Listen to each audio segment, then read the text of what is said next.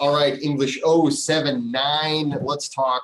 So this week, of course, I've loaded you up in English 101. So it's really important to make sure to do those readings that I assigned in English 101 as early in the week as possible. The information in those readings will help you not only in SA2, but also SA3 and SA4. And it's something that I want you to be aware of. I want you to be able to come back to chapter 11 a lot. Chapter 11 is probably one of the most important chapters in the whole textbook. So make sure, and I'm just wanting to really drive this home, make sure to mark that in your book so that you can come back to it and reread it throughout the semester. I know it's not something everybody's like, oh, great, I get to read my textbook, hooray. But when it comes down to it, that is kind of like a cheat sheet to getting your essays correct. So a way to really, because remember, grammar is just part of composition. Paragraphs, introductions, thesis statements, conclusions, those are major elements. And I really want to stress, chapter 11 is going to give you a lot of the answers that you're going to need to move on in writing, both in Comp 1, and then it's stuff you're always going to use the rest of your life anytime you need to write something of any length. Some of you guys are going to move on to Comp 2. Some of you guys won't, but for those of you who are, it's going to be a given that you understand everything in Chapter 11. So please, for your own sake, make sure to do those readings for Comp 1. Now, for English 079 this week, it's just really simple. There's not a lot going on in this class, but what we are doing is very important.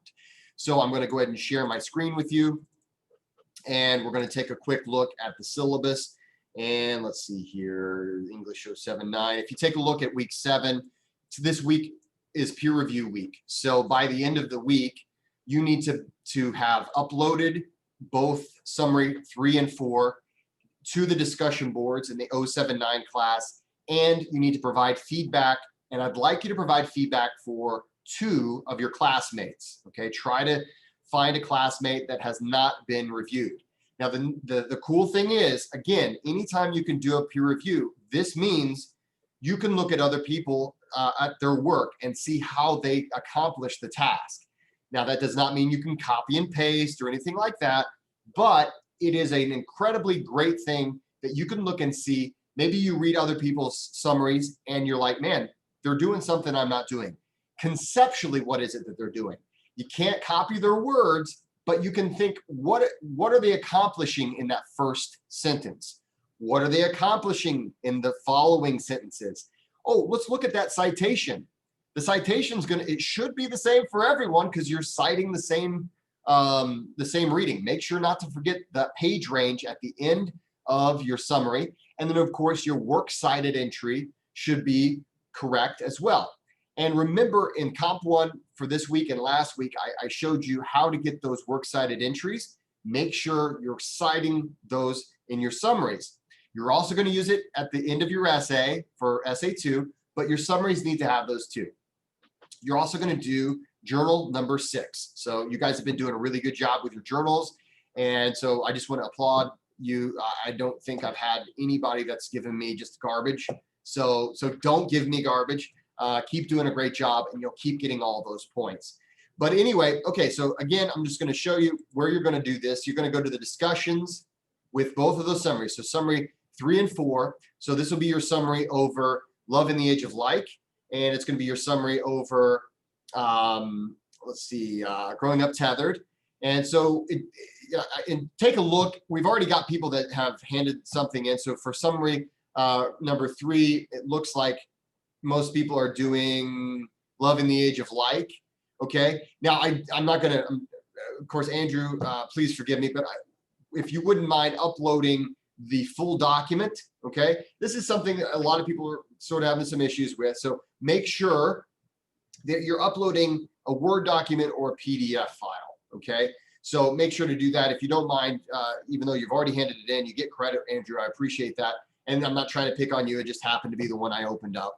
But make sure to upload a Word document or a PDF file. Of course, maybe go back and look at the citation and the works cited entry on this particular one.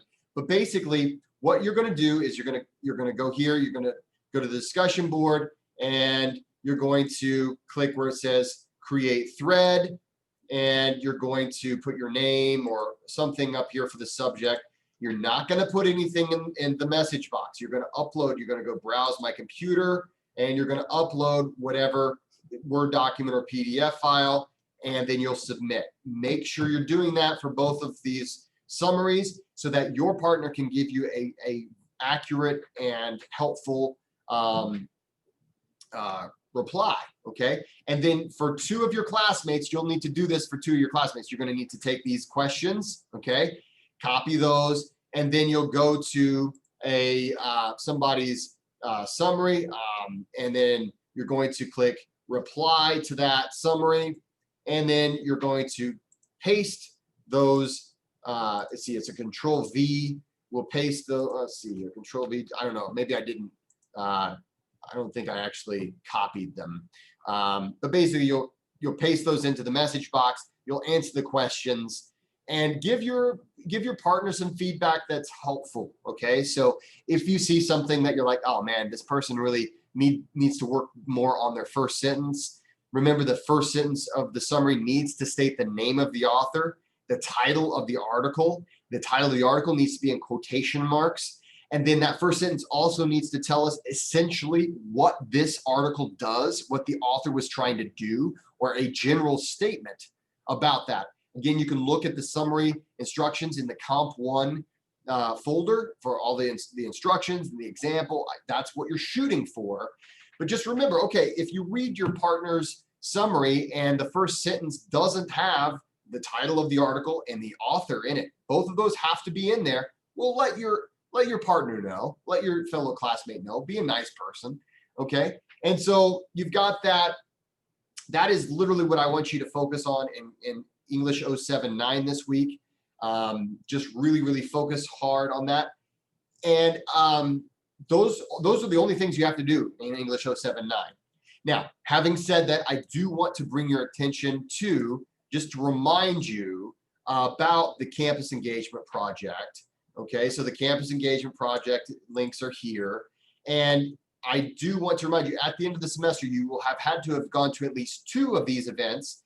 Now, it doesn't have to necessarily be these particular events. It can also be 2 times you went to get tutoring here on campus. We're doing virtual tutoring.